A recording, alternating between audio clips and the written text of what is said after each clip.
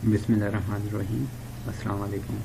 IT tutorial Urdu PHP part 3। इस programme के अंदर मैं जो चीज़ें बता रहा हूँ, लेकिन उससे पहले मैं आपको बताता चलूँ कि लास्ट टाइम जो है PHP पार्ट 1 में जो मुझे अपलोड करनी थी वो मैंने डिलीट कर दिया, और जो मैंने डिलीट करनी थी वो मैंने अपलोड कर दी। तो मैं उसके लिए माज़रत ख़्वाह हूँ। मैं इंशाल्लाह उसको दोबारा मैं उसको अपलोड कर दूँगा, ताकि आप लोगों के अंदर जो उसमें जो आपको कन्फ्यूजन जो पैदा हुई होगी वो ख़त्म हो जाए। अच्छा, आगे जो है मैं आपको चलता हूँ कि इस दफ़ा जो है मैं आपको ऑपरेटर्स के हवाले से थोड़ा अपडेट करूँगा, और थोड़ा फॉर और वाइल के लूप के हवाले से अपडेट करूँगा। अच्छा, मैंने आपको एक चीज़ मैंने बताई थी कि हम जब भी काम करते हैं, ठीक है, तो मैं आपको एक साथ सारी चीज़ें नहीं बताऊँगा, बल्कि आहिस्ता आहिस्ता आपको अपडेट करता जाऊँगा हर चीज़ के बारे में। इसका मेन रीज़न ये है कि मैं बार बार आपको हर चीज़ को थोड़ा थोड़ा करके अपडेट इसलिए कराता हूँ क्योंकि जब हम जाते हैं किसी नए एनवायरनमेंट में, नई जगह पे, आप किसी नए कॉलेज में या स्कूल में या कहीं पे भी आप जब भी जाएंगे, आप वहाँ पे जाके कोई आपको बताता है कि जी ये उस्मान है, ये शाहिद है, ये नुमान है, ये फरहान, तो क्या आप डट्ठा लगाना शुरू कर देते उनको देख के, ये उस्मान है, ये उस्मान है, ये उस्मान है, या ये शाहिद है, या ये फरहान है, ये नुमान है। आप ऐसा नहीं करते, बल्कि आप उस वक्त मिल लेते हैं और आप उनके बारे में जानना शुरू कर देते हैं कि ये बंदा ख़ुद कैसा है। कोई हंसने वाला होता है, कोई जो थोड़ा रिजर्व रहता है। नेक्स्ट टाइम जब वो आपको जैसे जैसे आपकी उनसे मुलाकात होती जाती है, तो शुरू में तो आप नाम भूल जाता है कि यार तुम्हारा क्या नाम था, बोलता उस्मान। अच्छा, हाँ यार उस्मान।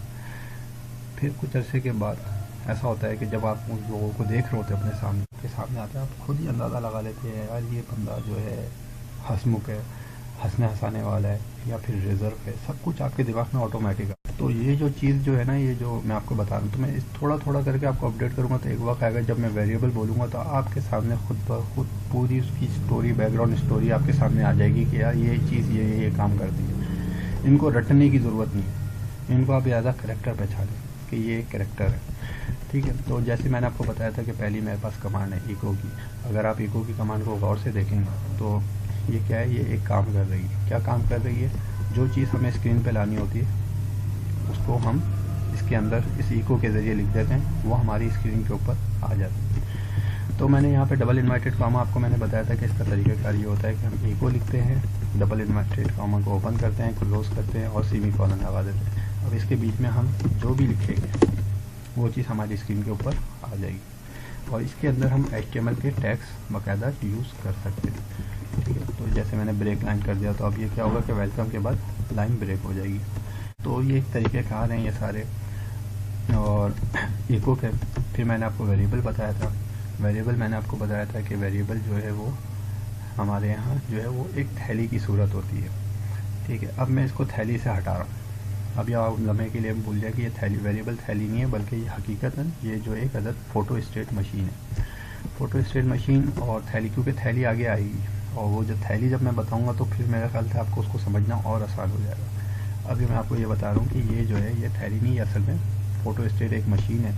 फ़ोटो स्टेट मशीन में आप एक पेपर रखते हैं और फिर उसकी जितनी डुप्लीकेट निकालनी होती है निकालते चले जाते हैं। जब भी आप $ABC जहाँ पे भी लिखेंगे वहाँ पे आपके सामने यही IT ट्यूटोरियल उर्दू 2018 ये सब लिखा हुआ आना शुरू हो जाएगा। और इसके अंदर अगर मैं कुछ चेंजेस कर दूँ, 19 कर दूँ, 17 कर दूँ, तो वही चीज़ जहाँ जहाँ पे $ABC लिखा है वहाँ पे ये सारी चीज़ें लिखी हुई नज़र आनी शुरू हो जाएगी। इसके बाद मैंने भी एक ब्रेक लाइन कर दी, यानी इसके बाद अब जो भी चीज़ होगी वो इसके नीचे वाली लाइन पे आएगी। इसके अलावा मैंने आपको बताया था वेरिएबल एक हमने बनाया था प्रोडक्ट 1 का, और इसके अंदर हमने इन्वर्टेड कॉमा में 500। जब हिसाब किताब करना होता है तो हम क्या करते हैं, खाली नंबरों को इस्तेमाल करते हैं, इसके अंदर ABCD नहीं लिखते, ठीक है। ये मैंने आपको लास्ट टाइम बताया था।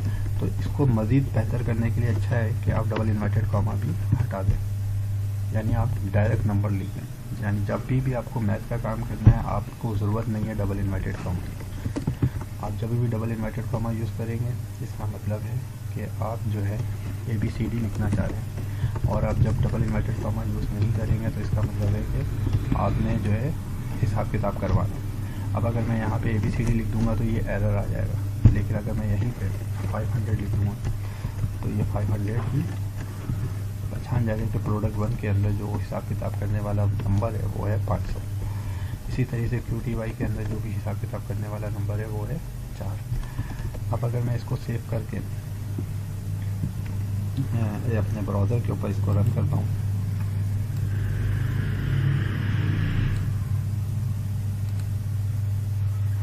ठीक है, तो आपके सामने जो है वही वो सब चीज़ें लिखी हुई नज़र आ रही है।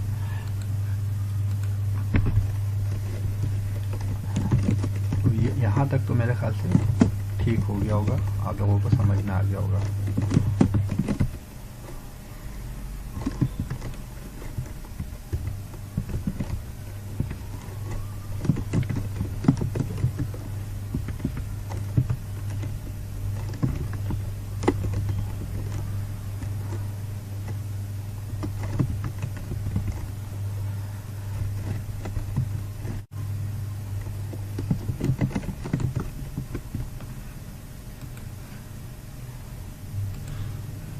ठीक है, वेलकम लिखा हुआ आ गया, प्रोडक्ट प्राइस लिखी हुई आ गई 500 थी, क्वांटिटी टोटल 4 हुई थी। अब इसके बाद जो टोटल प्राइस जो है वो 2000 हो। इस तरीके से हमने पूरा बनाया और अब जो है हम इसको बेहतर करते चलते हैं। तो मैंने आपको बताया था कि ऑपरेटर्स क्या होते हैं, प्लस, माइनस, डिवाइड, मल्टीप्लाई के लिए हम स्टारिक यूज़ करते हैं, परसेंटेज हो गया। इसी तरीके से ऑपरेटर्स में less than, greater than, equal, ये सब भी आते हैं।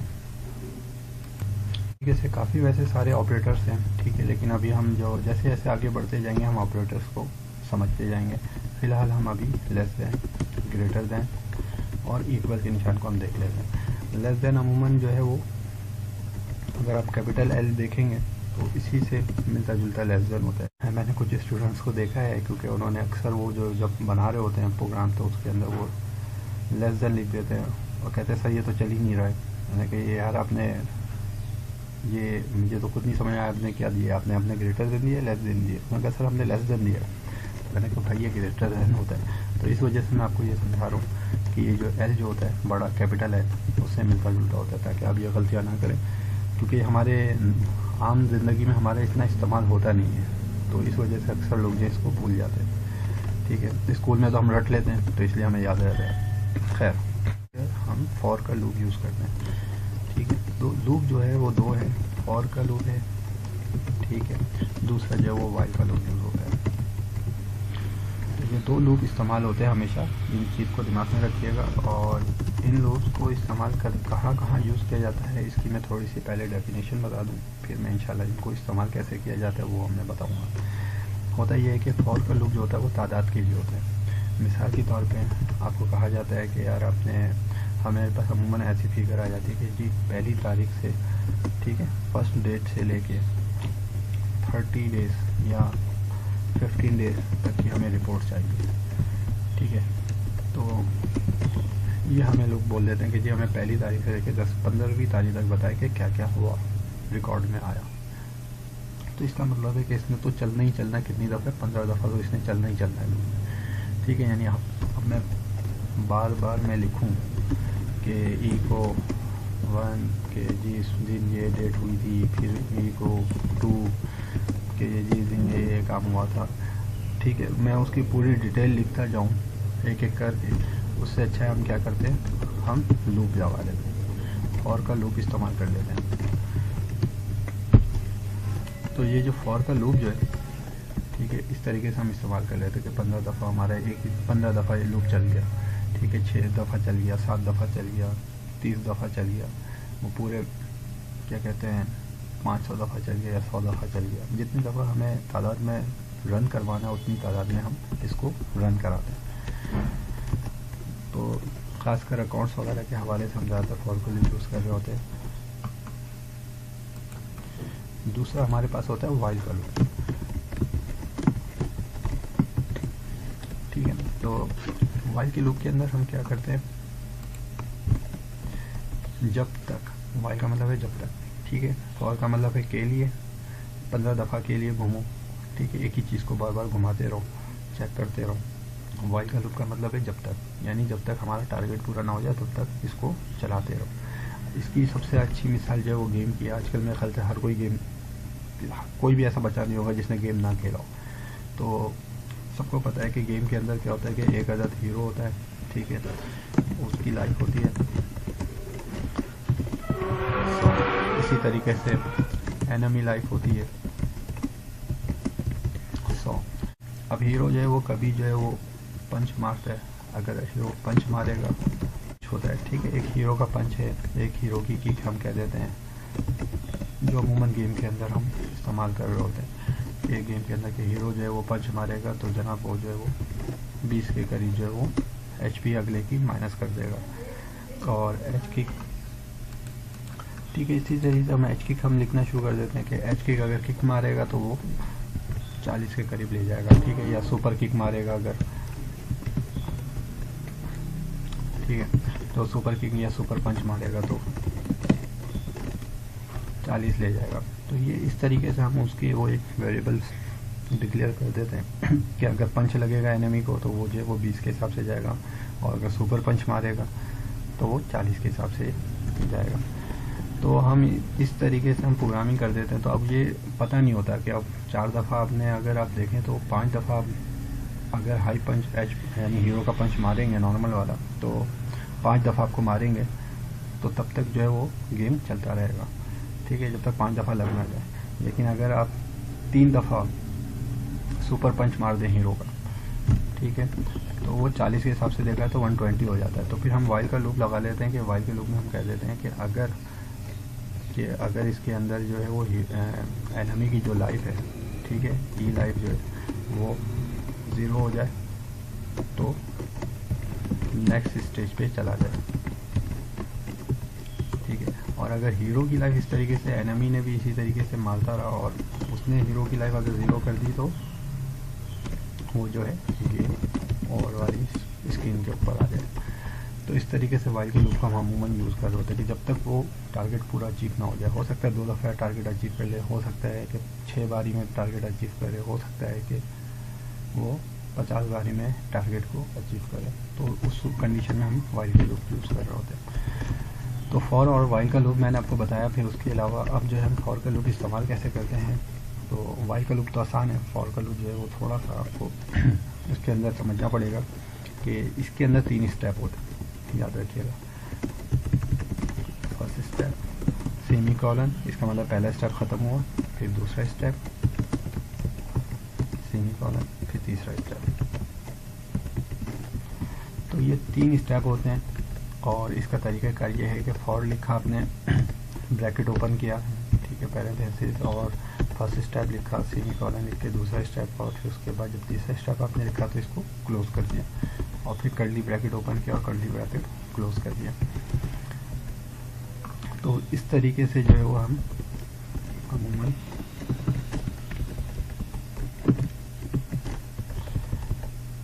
इस लूप को लिखते हैं। और फर्स्ट स्टेप कैसे बनाते हैं, फर्स्ट स्टेप में बनाते हैं हम कहते हैं $i, जो कि बराबर है 0 के।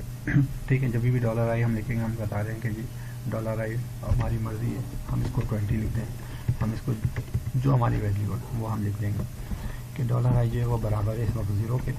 और मैं चाह रहा हूँ कि इस दफ़ा 6 दफ़ा जो है वो मेरा लूप चले। तो मैं यहाँ पे लिख देता हूँ $i <6। अगर $i 6 से छोटा है, ठीक है, तो इसका मतलब है ये कंडीशन ट्रू हो गई, यानी आपकी ये वाली वैल्यू ट्रू हो गई। तो अब इसका मतलब है यहाँ पे अगर मैं लिखूँगा कि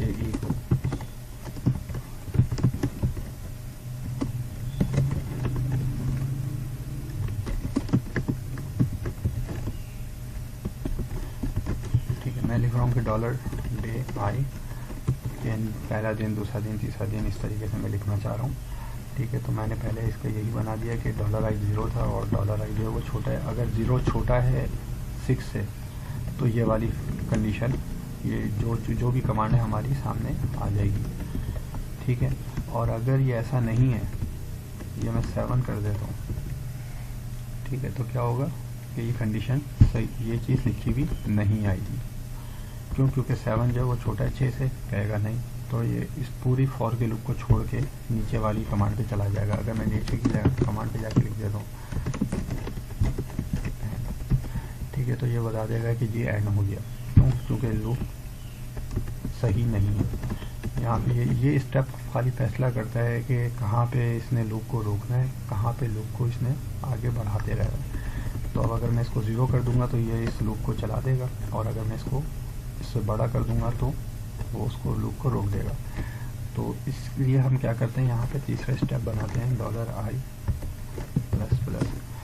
ये जो प्लस का जो ऑपरेटर हम यूज़ करते हैं, इसका मतलब होता है इंक्रीमेंट, यानी जो भी आपकी वैल्यू होगी उसके अंदर वो 1 का इजाफा कर देगा। तो $i क्या था अभी हमारे पास 0, ठीक है। उसने बोला कि हाँ जी ये लूप चलना चाहिए। इंक्रीमेंट का मतलब होता है प्लस कि हमारा 1 का इजाफा कर देना। जैसे मिसाल के तौर पे अगर वैल्यू हमारे पास 5 है तो वो उसको बढ़ा के 6 कर देगा। नेक्स्ट टाइम क्या करेगा कि वो जब देखेगा 6 है और वैल्यू चल रही है तो वो 7 कर देगा। तो ये इस तरीके से हमारा फॉर का लूप यूज़ हो रहा होता है। अब मैं इसको एक दफ़ा नए से बताऊँ कंप्यूटर कैसे इसको इस्तेमाल कर फॉर के लूप। सबसे हम इक्वेशन बनाएंगे, $i मैं लिख देता हूँ, कुछ भी लिख सकते हैं आप इसमें, $x, $a, $b। तो $i जो वो बराबर है 0 के। फिर उसके बाद मैं कहता हूँ कि हमारी दूसरी स्टेप पे ही आता है कंप्यूटर के 0 छोटा है 6 से, तो बोलता है जी ठीक है, तो नीचे वाली इक्वेशन चला देता है। अगर नहीं होती $i यानी छोटा नहीं है 6 से, तो वो क्या करेगा, नीचे वाली इक्वेशन नहीं चलाएगा। नेक्स्ट राउंड में वो उल्टा चलेगा, रिवर्स हो जाएगा, यानी कि सीधे हाथ से उल्टे हाथ की तरफ जाएगा। i 0 था तो क्या हुआ, $+ हुआ तो i 0 से 1 हो गया। फिर इसी तरीके से ये लूप चेक करेगा कि $i जो 1 है, 1 छोटा है 6 से, तो कहेगा ठीक है, तो वो इसी को दोबारा लूप को चला दे। तो करते करते यूँ होगा कि वो 5 तक पहुँच जाएगा। अब जब $5 को प्लस, अब क्या हुआ, $i कितना हो गया, 6 हो गया। तो 6 छोटा है 6 से, तो जवाब है नहीं, 6 बराबर है 6 के। जबकि हमारी कंडीशन जो चल रही है वो चल रही है लेस देन की। तो वो कहेगा 6 बराबर नहीं है, तो वो कहेगा अब इसको मत दिखाओ, बल्कि इस पूरे लूप को ख़त्म करो, और इसको ख़त्म करने के बाद वो सीधा इको पे चला जाएगा, इको एंड को शो कर देगा। तो ये एक सिंपल तरीका होता है लूप को दिखाने का, लूप को चलाने का। और तो हम इसको इस तरीके से हम फॉर के लूप को इस्तेमाल करते हैं।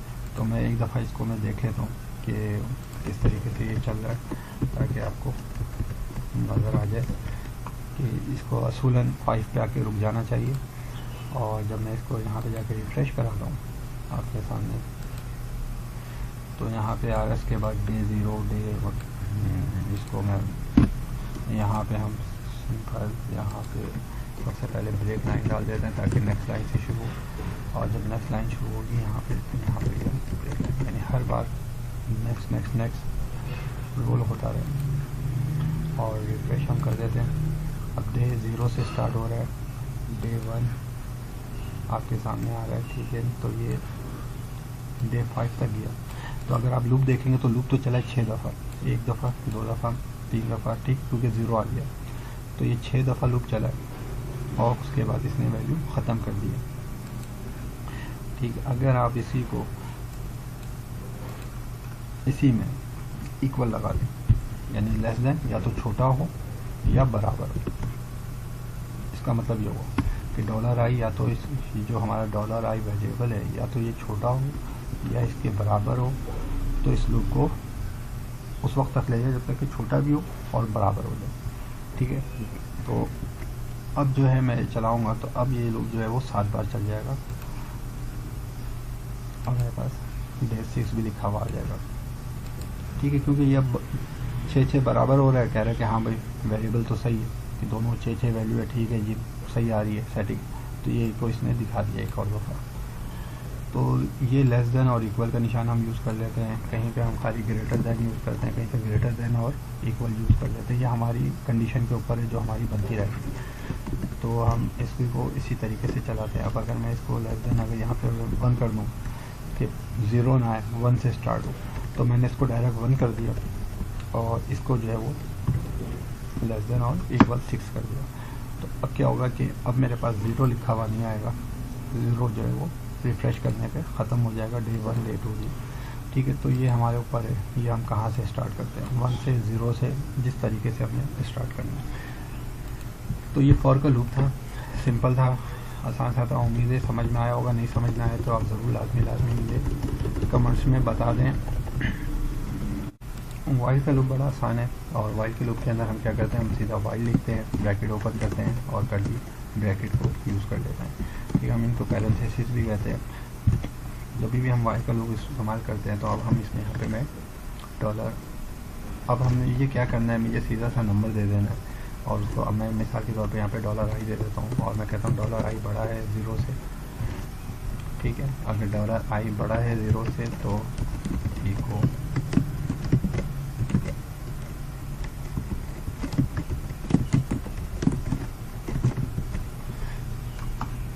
ठीक है। तो यहाँ पे हमने पहले बताया था कि $i जो है वो हमारे पास कितनी, इसकी वैल्यू कितनी हो गई थी, $i तकरीबन 6 तक पहुँच जाती है।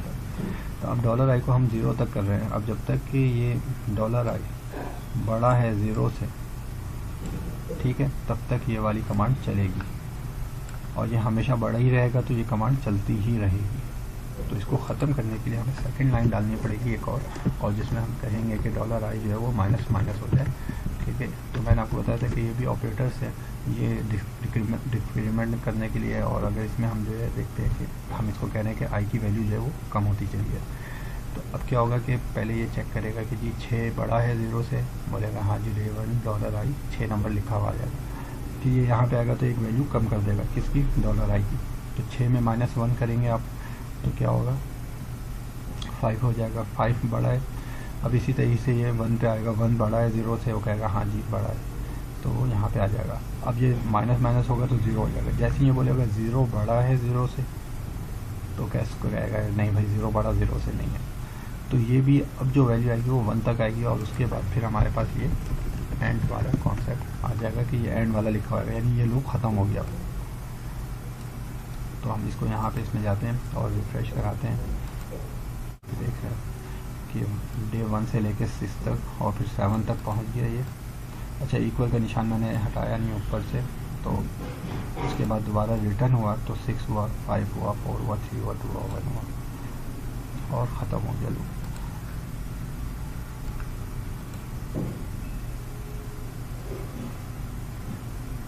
ठीक है, यहाँ पे कमांड, क्योंकि ये 7 हो गया था तो इस वजह से ये वाला लूप टूट गया था। और यहाँ पे जब हम ये आया तो इसने कहा 7 बड़ा है, यहाँ पे 6 नहीं बल्कि इसने 7 काउंट किया इसको, कि 7 बड़ा है 0 से, तो बोला हाँ जी बड़ा है, तो इसलिए यहाँ पे 7 लिखा हुआ आ गया। सो ये सिंपल फॉर और वाइल का लूप है।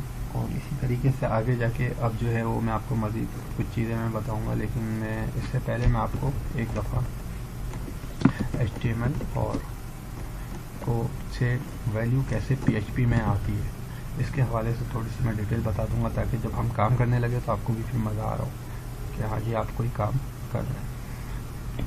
तो इंशाल्लाह फिर अगले नेक्स्ट सब्जेक्ट में मिलते हैं, नेक्स्ट कोर्स में मिलते हैं। तब तक के लिए अल्लाह हाफ़िज़, अपना ख्याल रखिएगा। और अगर कोई सवाल है तो उनसे पूछिएगा, नहीं तो कमेंट्स में या तो लिख लिएगा।